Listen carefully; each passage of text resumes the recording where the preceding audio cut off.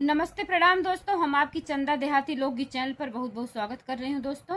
और हम लोग चल रहे हैं आज आप लोगों को बहुत ही सुंदर सोहर गीत सुनाने। आप लोगों को अच्छा लगेगा मेरा गीत तो आप लोग लाइक शेयर सब्सक्राइब जरूर करिएगा और कमेंट में बताइएगा कि आप लोगों को सोहर गीत कैसा लगा। तो आइए सुनाते हैं।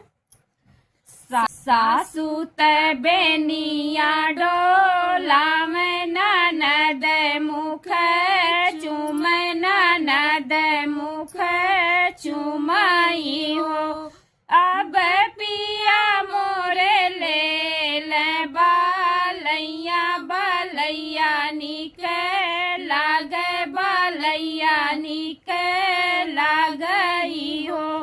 अब पिया मोरे ले बालैया बालैया निक लागे बालैया निक लागई हो। सासू बेनिया डोला में ननद मुख चूम ननद मुख चुमाई हो।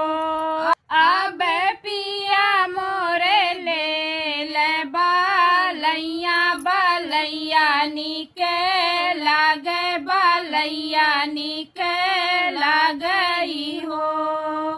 माई हमार जाऊ होतिन दर्द हरी लेती दर्द हरी लेती नी हो। अब पिया जी के अम्मा नीर मोहिया दर्द नाही जान दर्द नाही जानई हो। अब पिया जी के अम्मा नीर मोहिया दर्द नाही जान दर्द नाही जानई हो। सासू बेनिया डोला में ननद मुख चूम ननद मुख चुमाई हो। अब पिया मोरे ले बालैया बालैया निक लागे बालैया निक लागई हो।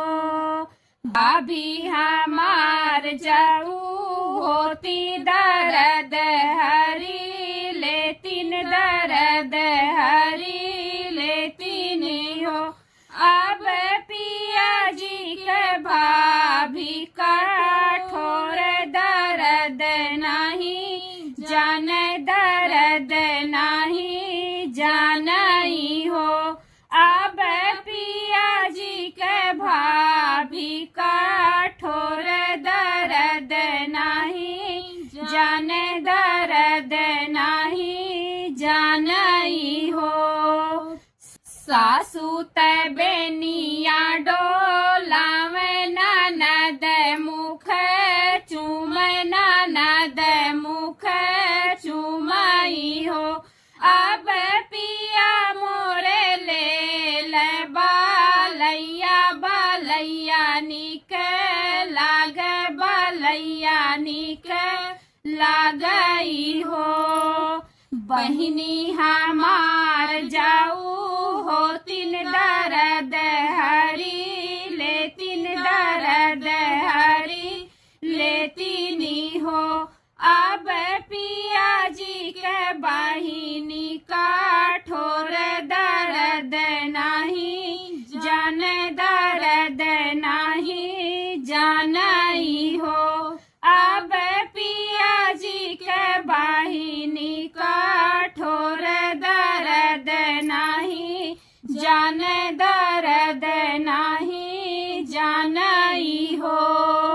सासू बेनिया डोला में ननद मुख चूम ननद मुख चुमाई हो। अब पिया मोरे ले बालैया बालैया निक लागे बालैया निक लागई हो।